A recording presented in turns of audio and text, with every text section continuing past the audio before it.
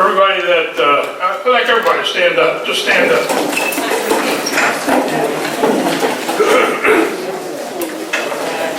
If you are a facilitator right now, sit down.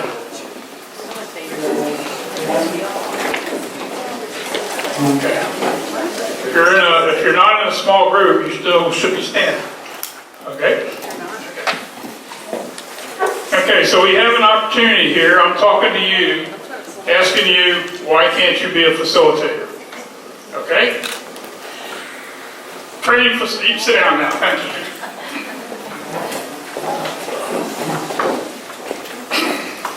Once a parish commits to doing this, SCC, as I call them, or small Christian communities, and establishes a core team, and it's in place, the next step is to recruit both participants and the facilitators / leaders, depending on how you want to call them, and to train the leaders so that they can be effective facilitators. What I'm going to go over in the next few minutes is what facilitators need to be, and what help we should give them, and also some of the resources that they will use to get to that level. Okay, so training facilitators. One of the things we do in training is number one, how to facilitate, how to prepare for a meeting, how to delegate responsibilities, and how to evaluate groups, and also not just evaluate the groups, but help shepherd the groups. There are the principles that Donna talked about earlier of faith reflection, which goes through all faith sharing, if you will. The facilitators need to facilitate that, so they need to know that God leads us on this journey, that He's not there all by Himself, that they're following God's lead in doing this process. They need to know that they have others that will support them, such as their core team and those people. The mission of Christ and the church is going to be furthered through this work, and they're the facilitator that's going to help do that. Now, what does that mean to them? Are we creating a lot of effort for them that they need to take special courses for and all? No. It just means that they need to be able to sit down with a group and shepherd them. Some of the other things that they're going to learn, and they'll learn in their training, is how to observe, judge, and act rules of not only small Christian communities, but facilitating a small Christian community. How faith sharing is not only a group gathering, but the whole process is a form of prayer.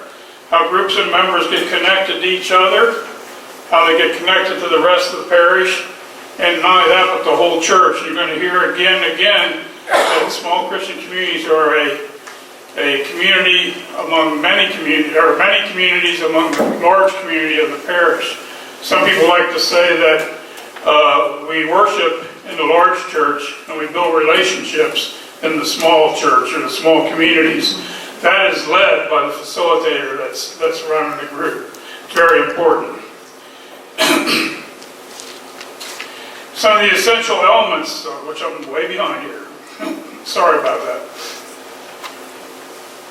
So the essential elements that we covered in small Christian communities earlier about faith sharing, the 5 key ones being prayer, support, reflection, learning, and mission. And of course, you can't do any of them if you don't have participation. The facilitator needs to know that that's what it's all about. And that he's building on these key elements of faith sharing, and he continues to emphasize that to his groups. So what is the role of the facilitator? Number one, he needs to learn how, he or she needs to learn how to create a prayerful, welcoming atmosphere for the group. One of the things they got to learn to do is keep people on topic and keep the meetings moving. Be aware of the time that the meetings are being processed through. Ensure that everyone participates. There's some people that will over-participate. The facilitator needs to slow them down sometimes and ask someone who is not commenting or being involved if they have something to say.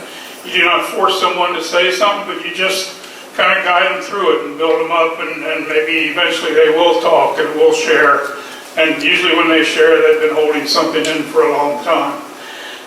You've got to learn to share the responsibility, and we try to teach the facilitators not to be a lone leader. You have a group. That doesn't mean you have to spend every night calling people and all that. You can delegate that responsibility. But you take that responsibility on and delegate it. The facilitator got to know that he's not a teacher. He is not a Bible study expert. All he is asked to do is lead the group, facilitate the group, and make sure the group continues to operate in a good fashion. Another key important part of the facilitator is they have to participate. Some facilitators sit off and let other people do all the sharing. You can't overwhelm the group, but you need to be a part of the sharing. You just cannot dominate. You need to help the group evaluate the meetings after each session. Some facilitators do that on their own. Some do it with the help of the whole group. Definitely in a 6-week program or a 8-week seasonal type program, I would push one evaluation of the whole group during that whole session. If you're doing a permanent type setup, you should evaluate the group at least 3 or 4 times a year so that you know if you're connecting with the group. All data and stuff that you collect is confidential, and it should be maintained as confidential, but you can turn that over to your core team for feedback. And the reason I bring that up is because in a recent program at my parish, we've been doing Advent now for 2 years, and we've been using the Advent Awakening books from Renew International, and we have great attendance for 2 weeks. And then all of a sudden Christmas hits. So group and their facilitator recommended this year that instead of having Advent face sharing for 4 weeks, that we have one breakfast, and we divide tables up into weeks, and people should seek out the week they want to review, and we're going to review it as a whole group, or in small groups at each table, and then talk about it as a whole group, so everybody's going to get the 4-week session in basically 3 or 4 hours.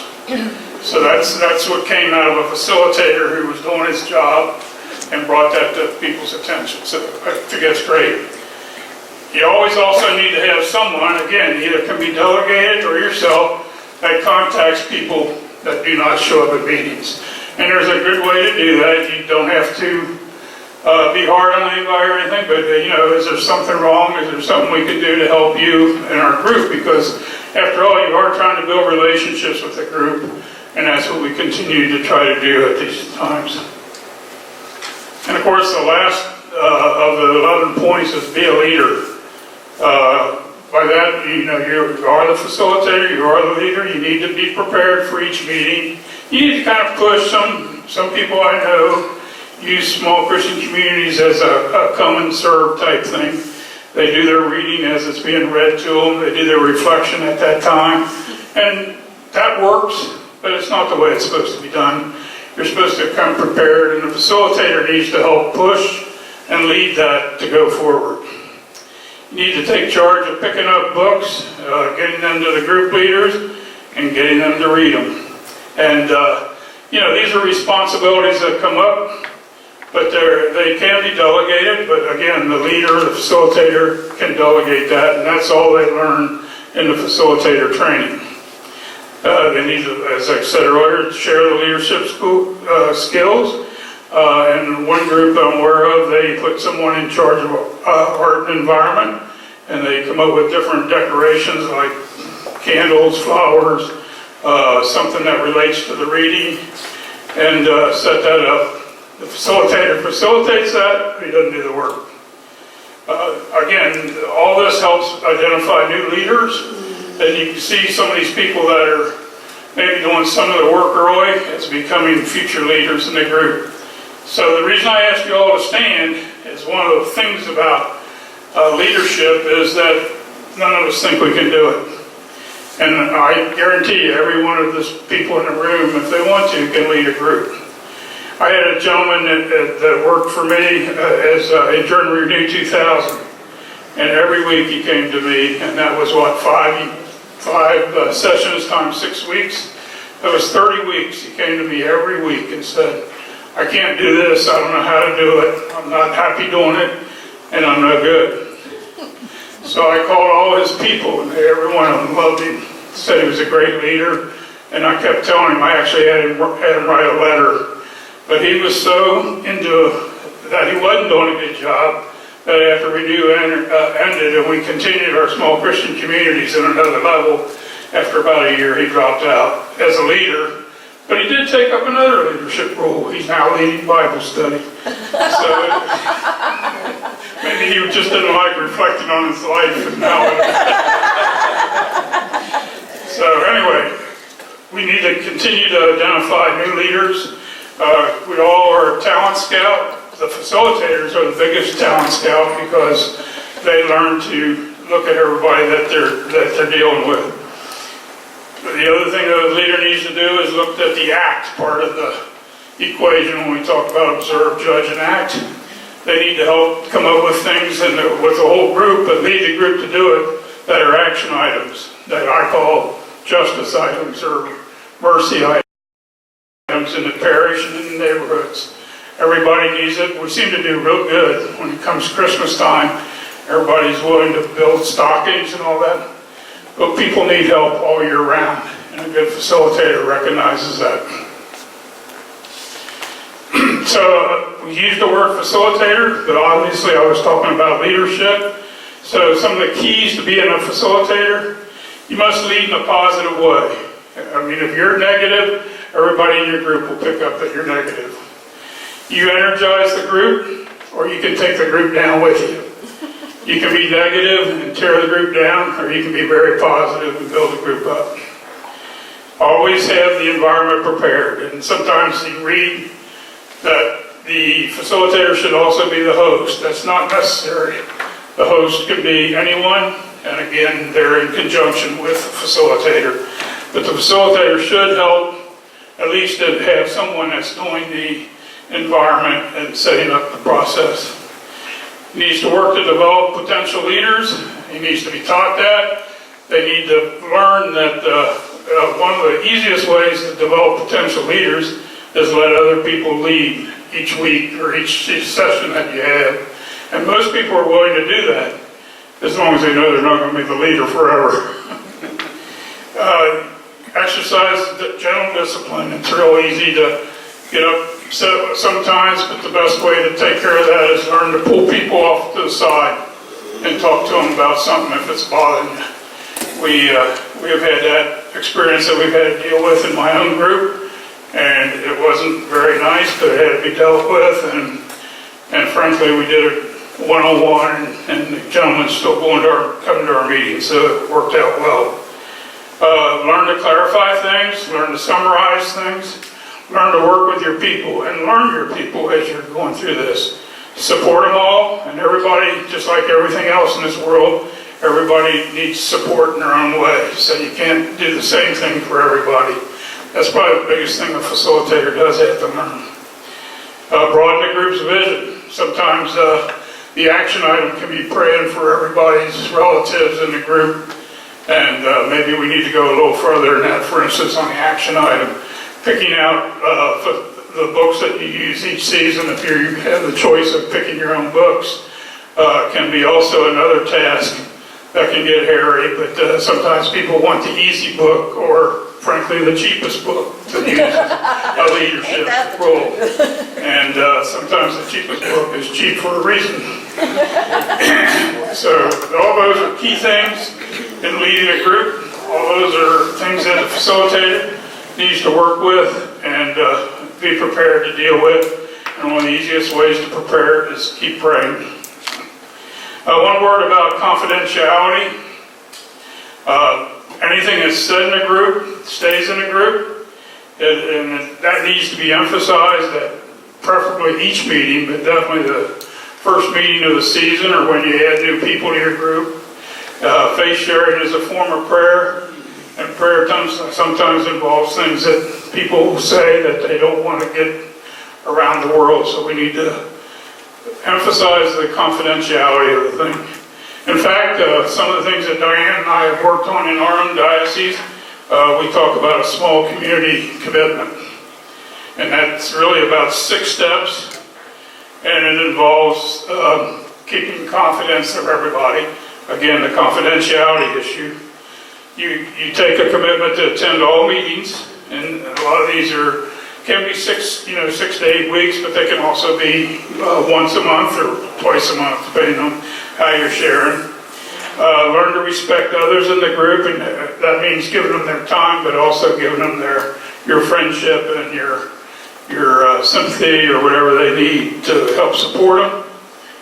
To welcome diversity of groups. I heard somebody's talked about bringing other groups into their committee. We've had groups where we've had Lutherans attend and all that, and no one was trying to convert or anything like that. We were learning about them and they were learning about us, and it was very ecumenical.